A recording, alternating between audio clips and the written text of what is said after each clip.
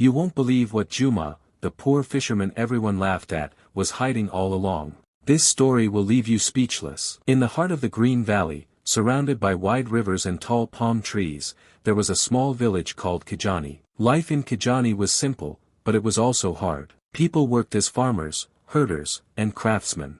But among them was a man who carried the smell of fish wherever he went. His name was Juma, the fisherman. Juma lived alone in a tiny hut made of reeds near the riverbank. Every morning, long before the sun touched the village roofs, he would push his small wooden canoe into the river, carrying nothing but old nets patched with rope. Children would laugh at him, shouting, "There goes Juma, the fish man with no future." Women covered their noses as he passed, whispering, "No daughter of mine will ever marry that poor man." And indeed, Juma looked like the poorest man in the whole village. His clothes were torn, his hands rough and scarred from the fishing ropes. Many days he returned from the river with barely enough catch to fill a basket. He would sell a few fish in the market, eat one for himself, and go to bed hungry. Not far from the river lived a young woman named Amara. She was known for her beauty, her kindness, and her sharp mind. But her family was poor. Her father's farm had been destroyed by drought, and her mother often fell sick. Amara's parents dreamed that one day, she would marry a rich man who could save them from poverty. But the truth was harsh, no rich suitors came. Amara's beauty was praised, but her poverty chased away all offers. Then, one afternoon, as the sun sank low, Juma appeared at Amara's father's hut with a basket of fish. He placed it on the ground and spoke humbly, "I may not have wealth, but I have a good heart. Allow me to marry your daughter, Amara." Her father's eyes widened. Her mother gasped. And Amara's heart sank. She could not imagine herself with Juma, the man everyone mocked. Her parents rejected him instantly. "Our daughter cannot marry a fisherman who smells of river water and fish guts," they said. Juma bowed his head and left quietly. But days passed, weeks passed, and no one else came forward. Hunger deepened in Amara's home. Her parents looked at her with worry. Finally, her father said, "Amara, Juma may be poor, but he is the only man who has shown interest. You must marry him." Amara cried through the night. "How can I marry the poorest man in Kijani? Is this my fate?" But she had no choice. The wedding was small and quiet. No drums, no dancers, no feast. Some villagers even laughed as Amara walked to Juma's hut. "The flower of the village has been thrown into the river," they mocked. Inside Juma's hut, there were no fine mats, no lanterns, no food stored in pots. Just a straw bed and the smell of fish. Amara's heart broke. Every night, she cried herself to sleep, whispering prayers, "God, why have you given me this life?" Juma, however, remained gentle. He brought her fish, fetched water, and tried to comfort her. But Amara only saw his poverty. Days turned into weeks. Whenever Amara walked to the market, women pointed at her, so beautiful, yet she chose a fisherman. Children laughed, "Fish wife, fish wife." Amara's pride burned. She stopped going out, staying in the hut, waiting for Juma to return each evening. At times, she would shout at him, "Why did you marry me, Juma?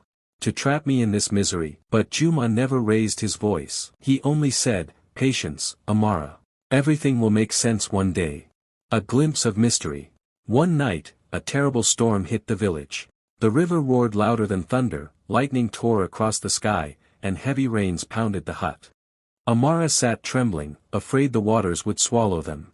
Juma stood by the door, watching the raging river. Then, he turned to Amara with eyes that glowed strangely in the dim light. "Amara," he said slowly, "tomorrow, I will show you something that will change your life forever." Amara's heart skipped.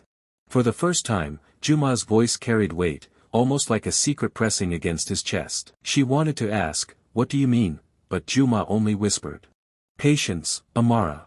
The river hides many secrets." And with that, he lay down to sleep while Amara stared into the dark, her heart racing. What secret could a poor fisherman possibly hold? Why did he speak with such mystery? Amara could not close her eyes that night. The storm raged on, and in her heart, a question grew louder and louder. Who exactly is Juma, the fisherman?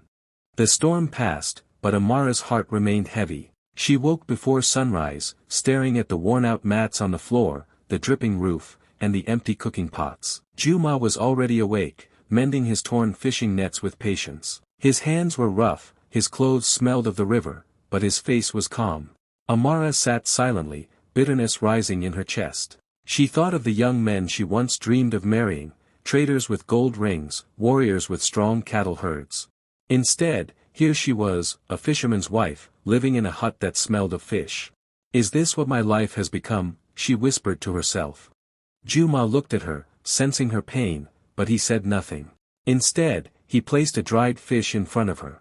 "Eat, Amara. The river provides."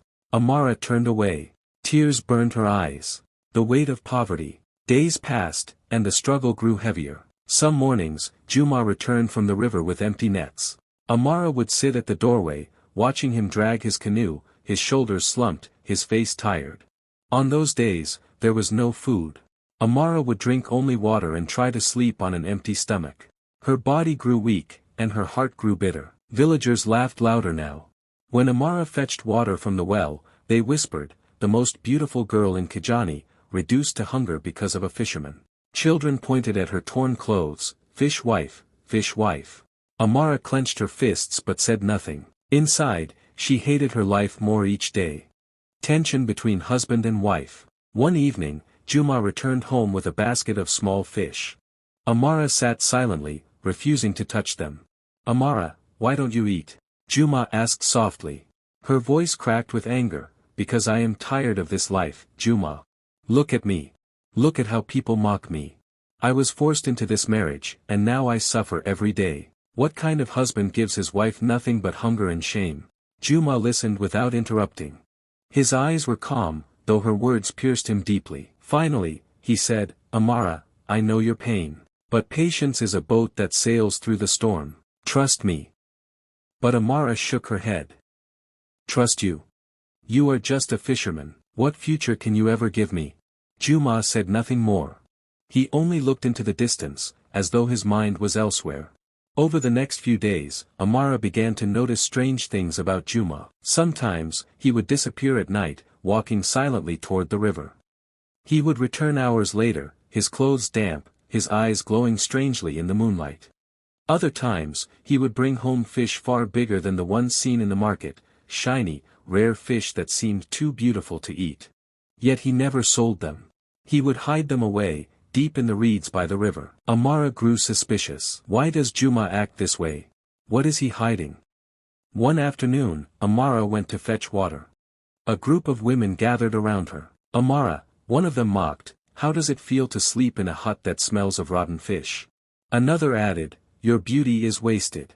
You should have waited for a real man." Amara's face burned with shame.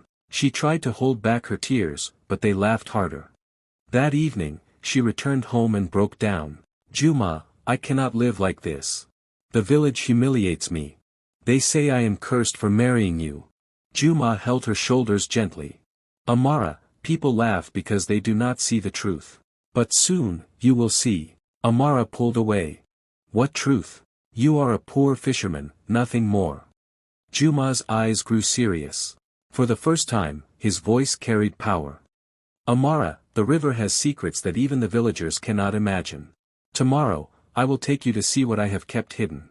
That night, another storm swept across Kijani. The river roared, the winds shook the huts, and lightning split the sky. Amara could not sleep. She kept hearing Juma's words, "Tomorrow, I will show you something that will change your life forever." What could it be? Did Juma find a hidden cave? Did he discover some magic in the river? Or was he simply trying to comfort her with empty promises? Amara's heart raced. She was both afraid and curious. For the first time, she felt that Juma was not what he seemed. As dawn approached, Juma stood at the doorway, looking out at the river. His back was straight, his eyes sharp, as though he had been waiting for this moment. "Amara," he said firmly, "today, you will walk with me. And after what you see, you will never doubt me again." Amara swallowed hard.